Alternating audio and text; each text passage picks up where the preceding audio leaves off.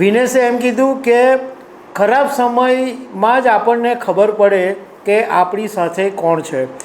જ્યારે અમને રસ્તા ઉપર ઘસડવામાં આવી રહ્યા હતા ત્યારે કોંગ્રેસ સહિત બધી પાર્ટીઓ અમારી સાથે હતી, માત્ર ભાજપ અમારી સાથે નહોતું.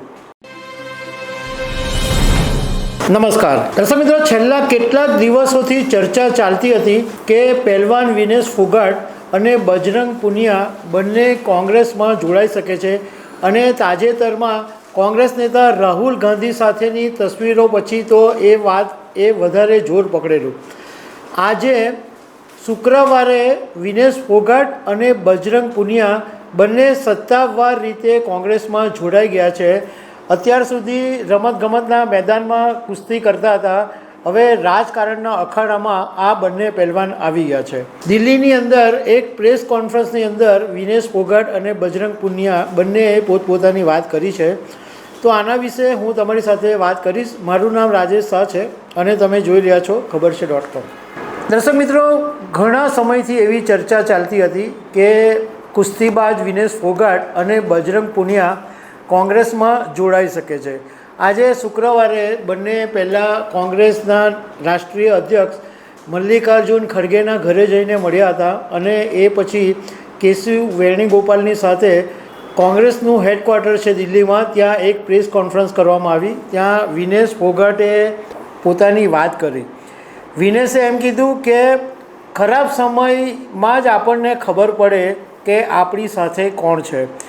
જ્યારે અમને રસ્તા ઉપર ઘસડવામાં આવી રહ્યા હતા ત્યારે કોંગ્રેસ સહિત બધી પાર્ટીઓ અમારી સાથે હતી, માત્ર ભાજપ અમારી સાથે નહોતું.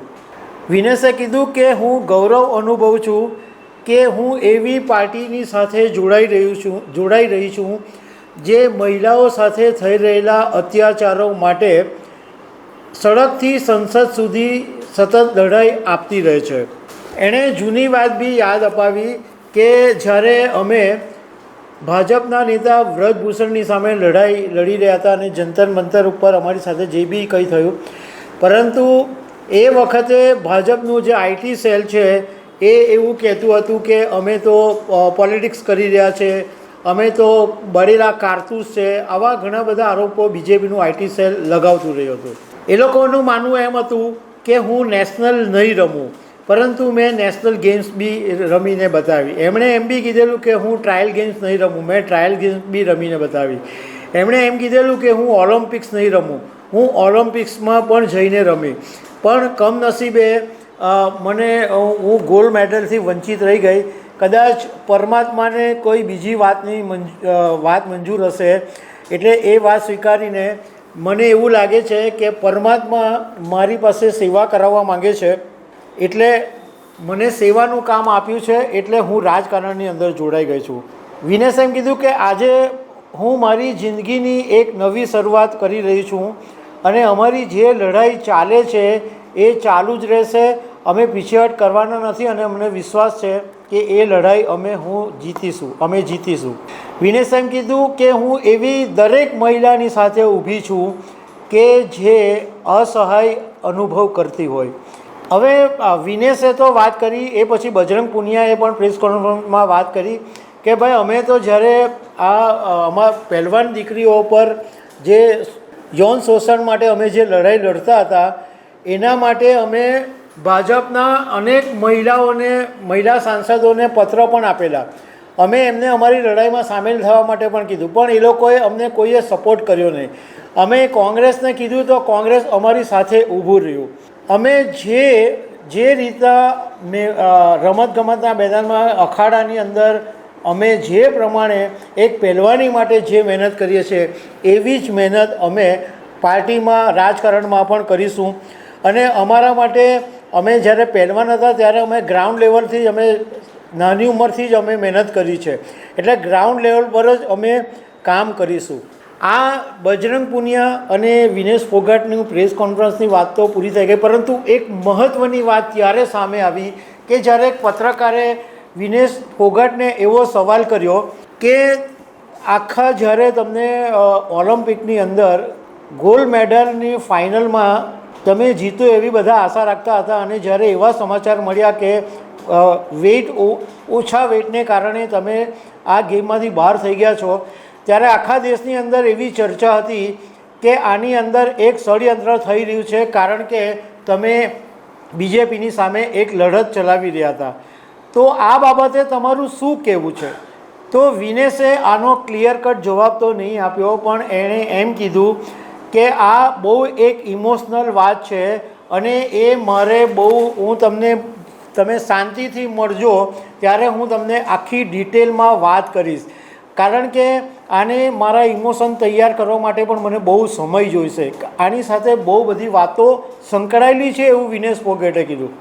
આનો સીધો મતલબ એમ થાય કે વિનેશ ફોગાટે એ વાતનો ઇનકાર નથી કર્યો કે ષડયંત્ર નહોતું થયું. ઇનડાયરેક્ટલી એણે એવું જ સ્વીકાર્યું છે કે એનું જે આ ગોલ્ડ મેડલ નથી મળ્યું એની પાછળ કોઈ ષડયંત્ર હતું. બીજો એક સવાલ એને એ પૂછવામાં આવ્યો કે જ્યારે તમારી બ્રિજભૂષણની સામેની લડત ચાલુ છે, કોર્ટમાં કેસ છે, તો આ લડાઈ પૂરી થયા પછી તમારે રાજકારણમાં જોડાવાનો નિર્ણય નહોતો લેવો જોઈતો. તો એણે એમ કીધું કે અમારી લડત ચાલુ જ છે અને કોંગ્રેસ અમને બહુ જ સપોર્ટ કરે છે, એટલે કોંગ્રેસની સાથે મળીને અમે આ લડતને ચાલુ જ રાખવાના છે. વિનેશ ફોગાટ અને બજરંગ પુનિયા આ બંને બાબતમાં રાજકારણીઓનું માનવું એવું છે કે વિનેશને 101% હરિયાણા વિધાનસભાની ચૂંટણીમાં ટિકિટ મળી જવાની છે. ક્યાં એના પિયરના વિસ્તારમાંથી, ક્યાં એના સાસરાના વિસ્તારમાંથી. સાસરાના વિસ્તારમાંથી ટિકિટ મળવાની સંભાવના વધારે છે, કારણ કે અગાઉ બી મેં તમારી સાથે એક વાત કરેલી કે જો કોઈ સંજોગોની અંદર વિનેશ ફોગાટને એના ચરખી દાદરી વિસ્તાર જન્મસ્થળ પાસેથી વિસ્તારમાં જો ટિકિટ આપવામાં આવે તો એક ક્લેશ એ રીતના ઊભો થાય કે વિનેશની જે કઝિન સિસ્ટર છે એ બબીતા ફોગાટ ભાજપમાં છે અને ભાજપ જો વિનેશની સામે બબીતાને ઊભી કરી દે તો પરિવારની અંદર ક્લેશ ઊભો થાય અને વિનેશ એવું ઈચ્છતી નથી. એટલે વિનેશને જે સાસરિયાનો વિસ્તાર છે ત્યાંથી ટિકિટ મળી શકે. બીજું કે બજરંગ પુનિયાને ટિકિટ મળવાની શક્યતા બહુ ઓછી છે એવું રાજકારણના જાણકારોનું કહેવું છે, કારણ કે જે વિધાનસભા વિસ્તારમાંથી બજરંગ પુનિયા ટિકિટ માંગી રહ્યો છે ત્યાં જે અત્યારે એક્ઝિસ્ટિંગ ધારાસભ્ય છે એને હટાવવા મુશ્કેલ છે.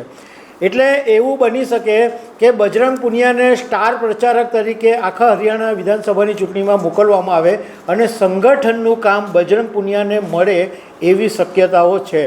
હવે આજકાલમાં જ ટિકિટ જે બી હરિયાણા વિધાનસભાના ઉમેદવારો છે એની યાદી જાહેર થઈ જ જવાની છે, એટલે ખબર પડી જશે કે વિનેશ અને બજરંગને ટિકિટ મળી છે કે નથી મળી. તો દર્શક મિત્રો, આવી અનેક વાતો સાથે અમે તમને મળતા રહીશું. Thank you very much.